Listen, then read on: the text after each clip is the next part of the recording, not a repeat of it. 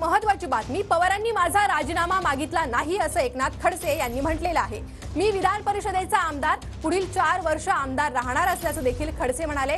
तर इतरांना माझा राजीनामा मागण्याचा अधिकार नाही असंही वक्तव्य खडसेंनी केलंय। भाजपमध्ये परतण्याचा निर्णय हा मी स्वतः घेतलेला आहे असंही खडसे यांनी स्पष्ट केलंय।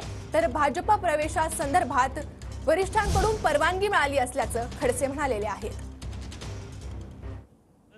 ज्या पद्धतीने रावेर लोकसभा मतदारसंघाकडे लक्ष आहे, तुमच्याच घरात जे आहे 2 पक्ष पाहायला मिळत आहेत। एकीकडे तुम्ही आता भाजपमध्ये प्रवेश करणार आहात, त्यामुळे भाजपचं काम करतायत, दुसरीकडे तुमच्या कन्या ज्या आहेत त्या राष्ट्रवादीचे काम करतायत।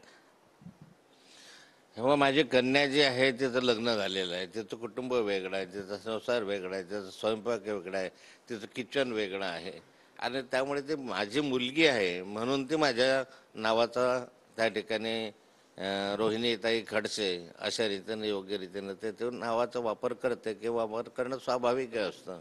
त्यामुळे तिचं स्वतंत्र विचार आहे, स्वतंत्र पक्षाचं ते काम करते आहे, तिने तिच्या पक्षाचं काम करावं। तिचं तत्त्व वेगळे आहे, माझे तत्त्व वेगळे आहे। कशा पद्धतीनं रावेर लोकसभा मतदारसंघाचं नियोजन करण्यात आलेलं आहे? कारण तुम्ही ऐनवेळी आता भाजपचं काम करता, याआधी तुम्ही राष्ट्रवादीचं काही दिवस काम करत होता। काय तिसऱ्या टर्मची ही जी लोकसभा त्यांची हॅट्रिक जी आहे ती तुमच्या सुनेची होईल का काय नको? रावेर लोकसभेचं नियोजन आधीच भारतीय जनता पार्टीने चांगल्या रीतीने केलेलं आहे, पण तो त्यामध्ये अधिक बळकटी यावी, अधिक मताधिक्यानं लक्षात निवडून यावं म्हणून मी संपूर्ण मतदारसंघ आता पिंजून काढलेला आहे।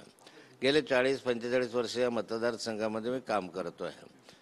1989 पासून तर आजपर्यंत या मतदारसंघाने माझ्याच नेतृत्वाखाली लोकसभेच्या निवडणुका झाल्या, त्या जवळपास 10 निवडणुकांमध्ये आम्ही विजय मिळवला आणि त्यामुळे मला या ठिकाणचा अनुभव आहे, माणसं ओळखतो, खेड्यापाड्यांमध्ये तर जाती जमाती धर्म वगैरे सगळ्यांचा माझ्याशी अधिक जवळचा संबंध आहे। त्याचा उपयोग निश्चित भारतीय जनता पार्टीच्या उमेदवाराला व्हावा या दृष्टिकोनातून मी प्रयत्न करतो आहे।